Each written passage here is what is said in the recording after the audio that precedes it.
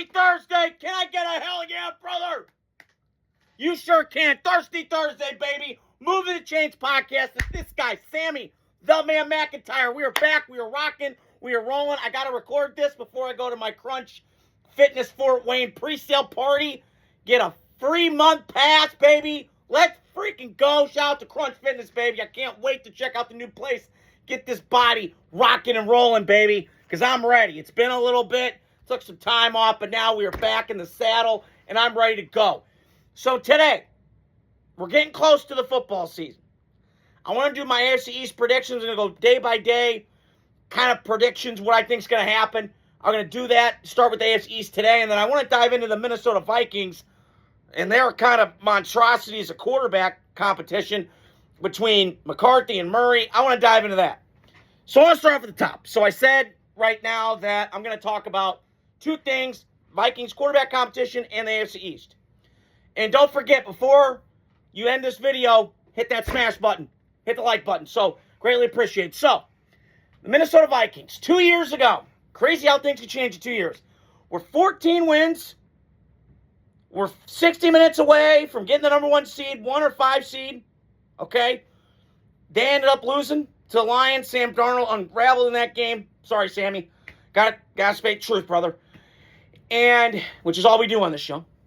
And so they lost that game. Then they had to play the Rams, which was in Arizona because of the fires going on that year. And they got obliterated. And Kevin O'Connell, for some reason, just went downfield all the time. I didn't understand it. They were averaging 5 yards a carry, but it is what it is. So, fast forward 2 years. Sam Darnold's no longer there. Sammy Darnold got a better contract in Minnesota with Seattle, and the rest is history. And Minnesota's been kind of searching for this quarterback thing.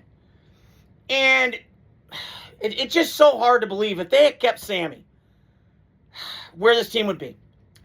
Because I don't think the GM gets fired. I don't think they're in the salary cap hell that they're in. I think they're like $50 million over the cap. I mean, then they would be scrambling. They think the J.J. McCarthy thing is going to work out, but it's really not. I wasn't sold on him coming out of Michigan because I love my Michigan brothers, Al and Mr. Chappius. You know what I'm talking about. But I got to be honest, he didn't face a lot. I mean, there was one game, good God, he played Penn State. I think he threw like 6 passes. They ran the ball the whole time. Don't screw up the car. So I think that's where I'm getting at. And the other thing is, and now you got a new GM. Does the GM really like the quarterback? Because Kwesi was there, but Kwesi, for my money, was one of the worst drafted GMs of my lifetime. I mean, that guy, I don't know what was going through his head a lot of times. I don't know if it was Kevin O'Connell having a lot of influence. We don't know. Because I know with the Niners out in San Francisco, Kyle Shanahan's got a lot of pulse. Because every year I'm scratching my head with these Niner picks, like, what are we doing? But then I go, well, it's Kyle. He's got a lot of influence, getting paid $16 million a year. That I understand. He's got a lot of juice in the building. But this is different in Minnesota. Because the crazy thought about the Vikings, didn't know this, 25 years, they've had 5 losing seasons. 5, that's it. So they've been pretty, under the radar, pretty well run for a long time. A lot of talent. Haven't delivered, but a lot of talent.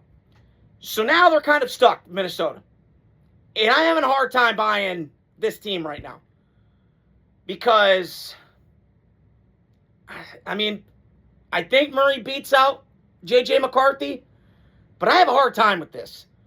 Because Kyler Murray, if he could change his act, now, granted, he was on the Heat for about $10 million and all that. If he could turn it around, I have my skeptics, I have my doubts. I've never been a Kyler Murray fan. I think he's a pompous little man-child, midget, mental midget, Mayor Munchkin land. I got names for days for him. But I'm not going to beat up on him. He's a talent, but a lot of other shit that I got to worry about with Kyler. Not watching film, being on the Pum video games. This Minnesota thing is fascinating because I like the coach. I think he's a little overrated. We got to stop blowing him in the media. But it is what it is.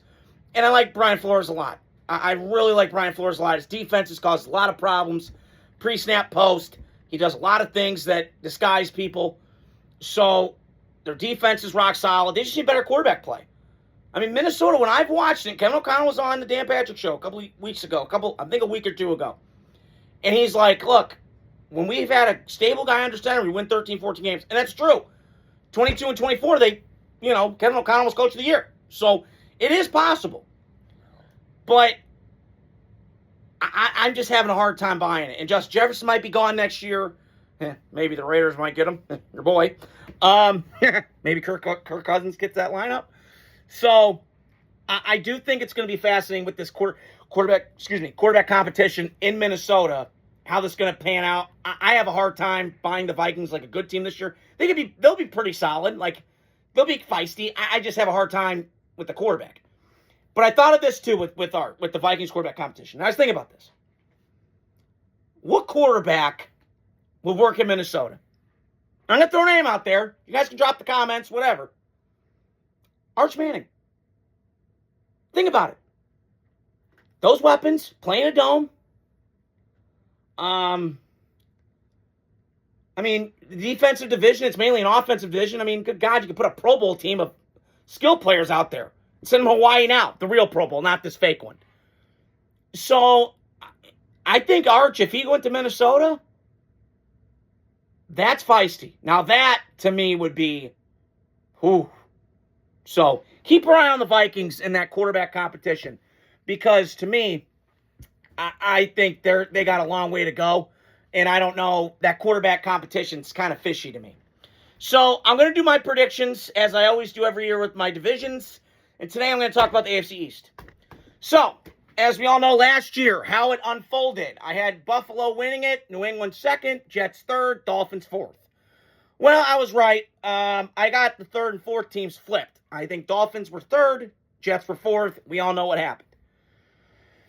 I'm still going to go Buffalo this year, like I did last year. Now, I picked New England second and Buffalo first. That was a no-brainer to me. But I think I'm going to go to the same rankings as I did last year. Buffalo got a lot better. I am curious about the coach. You let go of him. I think it was 98 and 50 and 8 and 8 in the playoffs. So he's not a bum. But the 13-second game and some of the stuff happened. Josh Allen was to blame in that playoff game. Now, he screwed it up, but they were still in that game with 33 seconds left, had the ruling gone, whatever. So you let go of Sean McDermott, you bring in Joe Beatty, his homie. Okay, it's a huge difference now. You going from calling the plays to leading the whole team with dudes, with alphas. Attitude era, baby. So you got your work cut out for you. And Josh Allen's not getting any younger. He's been in this league a long time. They put a lot of money into their weapons. They brought DJ Moore in. They got to do some shuffling on the offensive line, but I'm not going to be shocked if the Bills win this division again.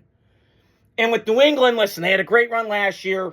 People could say it was mirage and blah, blah, blah. I don't know. When I look at the stats, Drake May went through, I'm looking at my notes here. He went through the number 5, number 1, number 2 defense in year 1 with Mike Vrabel. That's pretty good. And I got to tell you, they got better at the receiver position. That was a weakness of theirs. They add A.J. Brown. We'll see how that turns out. Is he going to be a pain in the ass? I don't know. But I just look at New England's schedule. They had the Mike Vrabel and the Diana Rossini nonsense going on. You had the A.J. Brown mess. Just a lot of stuff. And then the schedule, when I came out, that is a mother. I mean, I'm looking at this. They get back from Munich, Germany. They play home against the Lions. They have the Packers. They have the whole NFC North. Like, that ain't no easy pickings, man. So they're going to have a harder time. They're playing better quarterbacks this year, unlike last year. They played the NFC South last year. I love you, Baker, but I love you, but let's be honest. So I'm going to be fascinated by New England. I think they get 9 wins, but I think Buffalo wins this division. And I think this is the year of revenge for Buffalo. I think they could go to the Super Bowl.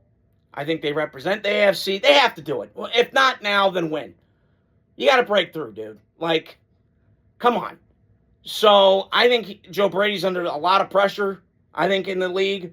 I think he's under a lot of pressure. I think he's on the hot seat. Not to say, like, hot seat getting fired. This is first time coaching. But in terms of the expectations and what you have to have, I think this is the biggest. This, to me, is the biggest one. And then the third team, I'm going to go the Jets, because I know last year, trying to remember, I don't have my notes with me, but I think I picked the Jets fourth and Dolphins. I think Dolphins fourth, Jets third. I have to remember, but I have the Jets third because it's hard for me to buy in the Jets because they're just the Jets and they suck. But having said that, they have some dudes. Okay, I love Elijah Aurora. Sadiq from Oregon, absolute freak show at tight end. I mean, good God, you don't find humans like that. So you have him. You have Omar Cooper. Wish the Raiders would have got him, but it is what it is.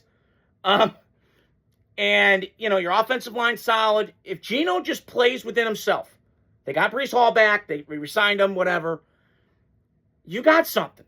Because I think the Jets are thinking big picture. And I think Chris Sims talked about this. Is that I think they're going to go, okay, we're going to win 5 or 6 games next year. And then we're going to prepare for when that guy comes in, whether it's Arch Manning, whether it's Sellers, whether it's Dante Moore, then we can set him up for success. Like the Raiders are doing right now. Where you put enough pieces around him, you're not making him the focal point, okay? But just ease him in. Don't throw him to the wolves right away. Some guys can handle it, a lot of guys can't. So I have my feeling that the Jets, to me, are going to be a feisty team, going to knock some team off. But I think they're setting up for 2027 for that quarterback class. That's just my opinion. And then last but not least, the Dolphins. I got them fourth. They got a long way to go. I was thinking about this today. It kind of reminds me of 2007 Miami Dolphins, which, by the way, they need to bring that old logo back. That new logo is gay. Just personal opinion. So, I do think the Dolphins, listen, I'm pulling for you. I've always underratedly liked the Dolphins, their logo. They've had great players. But, I just have a hard time, buying what they're doing. I like Jeff Halfling. I think that John Eric Sullivan's a very impressive guy from what I've seen. But they're talent devoid. And they have a long way to go. They got a lot of messes to clean up. And Chris Greer's to blame for that. Okay? So, I'm going to be intrigued by this AFC East. I think it's going to be exhilarating. I think it's going to be a bloodbath at times. It's East. It's tough. It's physical. It's blue collar. It's bad. I mean, Miami's got the vibes. But I always heard the saying, when you draft players, you draft blue chip players with blue collar mentalities. And that's what you want to do when you're building a football team in the NFL. So that's all I got for you guys today. I'm going to keep doing my division predictions day in, day out. Tomorrow I will touch on the AFC North, if I'm not mistaken, but I'm just going to go back through and diagnose those. So that is all that is all I got for you guys today.